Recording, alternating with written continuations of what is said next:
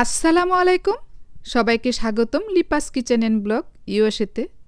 শীত মানেই পিঠা, তাই আপনাদের সামনে আরেকটা পিঠার রেসিপি নিয়ে হাজির হয়ে গেলাম।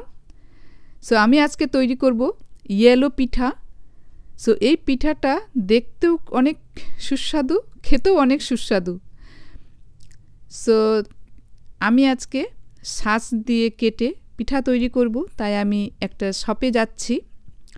আর বাইরে বের হয়ে দেখি বৃষ্টি, আর ছাতা নিয়ে বৃষ্টির মধ্যে হাঁটতে কী যে ভালো লাগে। সো এটা যারা পছন্দ করেন বৃষ্টি তারাই জানেন।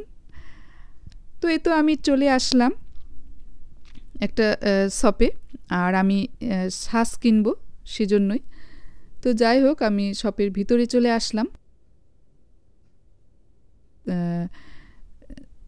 যে শাঁসটা খুঁজতেছি আমি, সেটা অ্যাকচুয়ালি আমার চোখে পড়তেছে না, আমি পাচ্ছি না। তো আমি যেই স্টাইলের যেই রকম খুঁজতেছি সেটা এরকম না, তো এখানে আছে ডিফারেন্ট টাইপের আছে। তো আমি জিজ্ঞাসা করলাম, তো আমি পাইলাম না, ওনারা বলল যে নাই। তো আমি আরেকটা শপে চলে আসলাম। সো আমি এখানে ঢুকতেই আমি পেয়ে গেলাম, নিয়ে আমি বাসায় চলে আসলাম। তো আমি এটাকে খুলে টুলে আমি এখন রেখে দেব সাইড করে। তো এখন আমি পিঠা তৈরি করব, ইয়েলো পিঠা।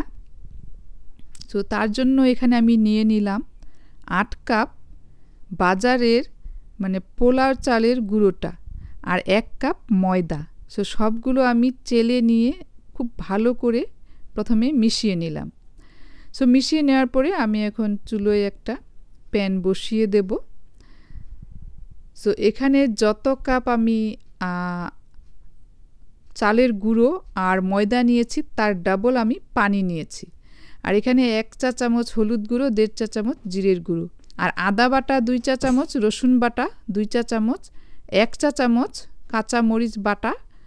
সো লবণ নিয়েছি স্বাদ মতো, আর পানিতে আমি লবণ দিয়ে দিলাম।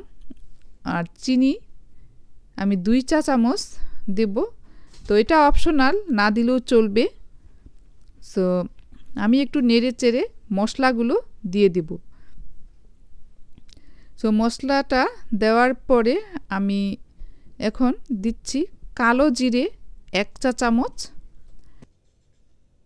আর তেজপাতা 2টো, দারুচিনি 3 ইঞ্চি সাইজের দিয়ে আমি ঢেকে ফুটিয়ে আসা পর্যন্ত অপেক্ষা করব। সো ফুটে গিয়েছে, এখন আমি পোলার চালের গুঁড়োটা আর ময়দাটা দিয়ে দিলাম, দিয়ে আমি একটু নেড়ে চেড়ে এটাকে আমি 10 মিনিট মিডিয়াম ফ্লেমে সিদ্ধ করে নেব।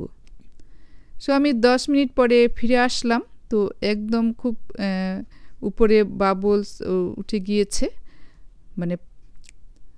গুঁড়োটার উপরে আর কি পানিটা উঠে গিয়েছে। তো এটা হয়ে গিয়েছে। এখন আমি এটাকে খুব ভালো করে মিশিয়ে নেব। সো আমার এই প্যানটা একটু ছোট হয়ে গিয়েছে, তো বড় প্যানে করলে এটা সুবিধা হয় নাড়তে। তো যাই হোক, আমি নেড়ে চেড়ে আরও দমে রাখবো 10 মিনিট একদম লো ফ্লেমে। 10 মিনিট পরে ফিরে আসলাম। এখন আমি এটাকে ঠান্ডা করে বেলে নেব, কিছু শেপ কেটে নেব। তো প্রথমে আমি কিছু চালের গুঁড়োগুলোকে আমি ছিটিয়ে দিলাম। তো এখন আমি এগুলোকে একটা ডো তৈরি করে নেব।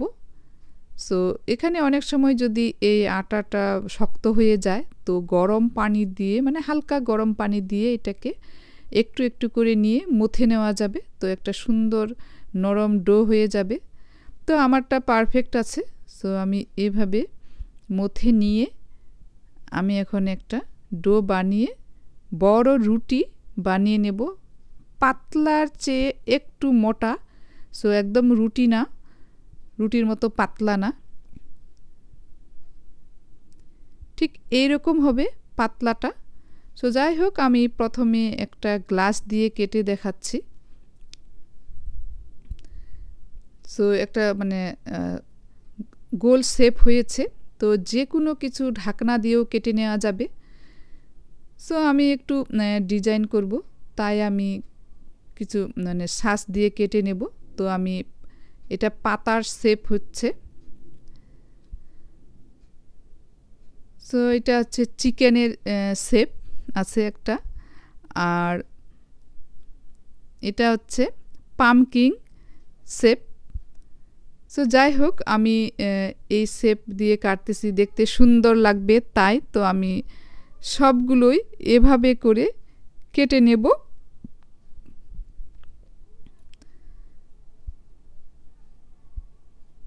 সো আমি কেটে নেওয়ার পরে এগুলো কিন্তু সংরক্ষণ করেও রাখা যাবে। তো আমার এখানে প্রায় 150টারও বেশি হয়েছে পিঠাটা কেটে নেওয়া। তো আমি আরও একটু ডো আমার আছে, তো এটা আমি ফ্রিজে নরমালে 3 দিন পর্যন্ত রেখে সংরক্ষণ করব। সো 3 দিন পর্যন্ত সংরক্ষণ করে রাখা যাবে। সো চুলোয় একটা আমি প্যান বসিয়ে দিলাম, আর তেলটাকে খুব ভালো করে আমি গরম করে নিয়েছি। তবে আমি আগে দেখলাম, কিন্তু আসলে তেলটা আমার আরেকটু গরম করতে হবে। তারপরে আমি প্রথম টার্মটা ভেজে দেখাচ্ছি যে এটা কেমন হচ্ছে। সো দেখুন, মানে এটা খুব একটা ফুলে নাই। তো আমি একটা এখানে স্টিলের স্ট্রেনার নিয়েছি। তো ছিদ্রযুক্ত স্ট্রেনারে যদি রাখা যায় এই পিঠাগুলো, তাহলে অনেকক্ষণ পর্যন্ত এটা মুচমুচে থাকবে। সো কোনো টিস্যু দিতে হবে না নিচে। তো যাই হোক, আমি প্রথম টার্মটা ভেজে নিলাম। সো আমি এখন সেকেন্ড টার্ম দিলাম। তো সেকেন্ড টার্মে দেখুন তেলটা অনেক গরম হয়েছে, আর তাই তো পিঠাগুলো দেওয়ার সঙ্গে সঙ্গে ফুলে গেল, আর খুব সুন্দরভাবে এগুলো ভাজা হয়ে গেল। সো এভাবে করেই সবগুলো ভেজে নিতে হবে। তবে এই পিঠাগুলোর নাম আমার বাচ্চাগুলো দিয়েছে ইয়েলো পিঠা। তারা এই পিঠাটাকে ইয়েলো নামে চিনে।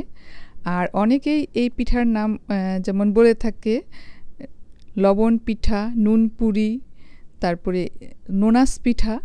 সো যেই পিঠাই হোক না কেন, আর এই পিঠাটা অনেক মুচমুচে থাকে অনেকক্ষণ পর্যন্ত। সো পিঠাটা কিন্তু দেখতে যেমন অনেক লোভনীয়, খেতেও অসাধারণ, অনেক সুস্বাদু। আর পিঠাটা যেমন চিকেন দিয়ে আরও কিছু দিয়ে খাওয়া যায়, আর এমনিতেও কিন্তু অনেক টেস্টি একটা পিঠা। সো যাই হোক, কেমন লাগলো আমার আজকের এই পিঠার রেসিপি? ভালো লেগে থাকলে please like, comment, share and subscribe করে পাশে থাকবেন। আল্লাহ হাফিজ।